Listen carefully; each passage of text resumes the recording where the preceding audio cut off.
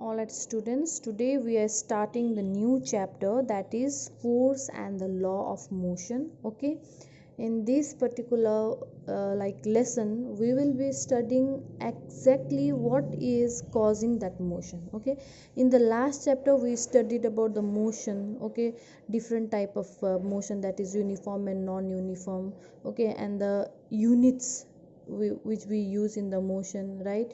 And then we also studied about different quantity, that is distance, velocity, time, right? And displacement. We also studied about certain quantities which governs the motion. Okay, but in this chapter we'll be studying exactly what was causing that motion, what is the thing that caused the motion. Okay, we in the last chapter we were not concerned on what was causing the motion, we were only concerned on the quantities of the motion. Okay, we were concerned on the uh, velocity, we were concerned on the distance, we were concerned on the time, right?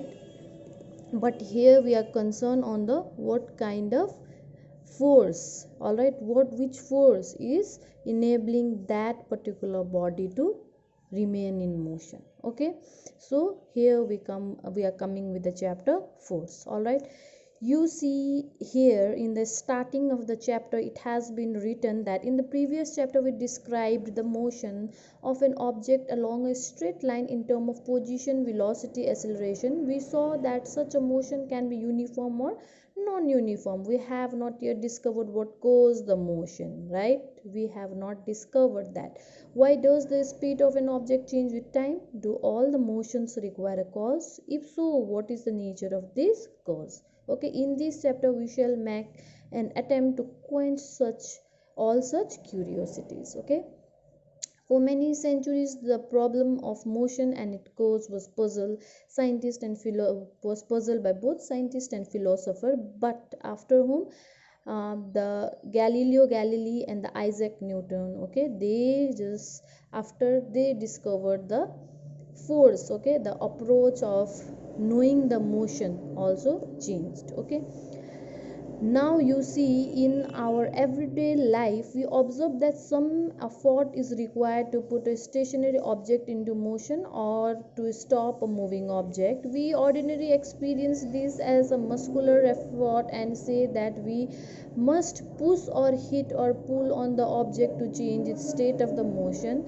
The concept of force is based on the push, hit or pull. Okay, what is force? It is based on the push or pull. Okay, now the concept of, okay, this has been done. Let us now ponder about the force. What is it? In fact, no one has seen, tested or felt a force. It can only be explained by describing what happens when the force is applied in an object. Okay, what is force? It is just a push or pull. Okay, the thing we feel the force. What is force? We feel force, right? We can't touch. Can you touch the force? No, you can only feel the force. Can you see the force? No, you can only feel the force, isn't it? That is just a push or pull. Okay, if I am pulling you, you'll feel that I'm pulling you, right? I'm pushing you, you'll feel that I'm pushing you, right?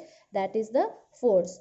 They move because we make a force act on them. Okay, why does the object move? Because we apply a force on them. Okay, and that force is enabling that object move. From your studies in the earlier classes, you are also familiar with the fact that the force can be used to change the magnitude of the velocity. What is the magnitude of the velocity? Means we can also change the extent of velocity. For example, I'm just applying a greater force, then what happens? You will also move with a greater velocity. If I'm just holding you, or I'm pulling you with a less force, then what happens? Your velocity is less. Okay, that means you come so much slower as compared to when I'm pushing you hardly, isn't it? or or to change its direction of the motion. Okay, force is required to change the velocity or direction, both. Okay, we also know that the force can change the shape and size of the object. Now force can change the shape and size also. You see in this case, okay, see here when I'm providing the force, okay, the shape of the spring is changed to this. when I'm applying a force, the shape of the ball is changed to this, right?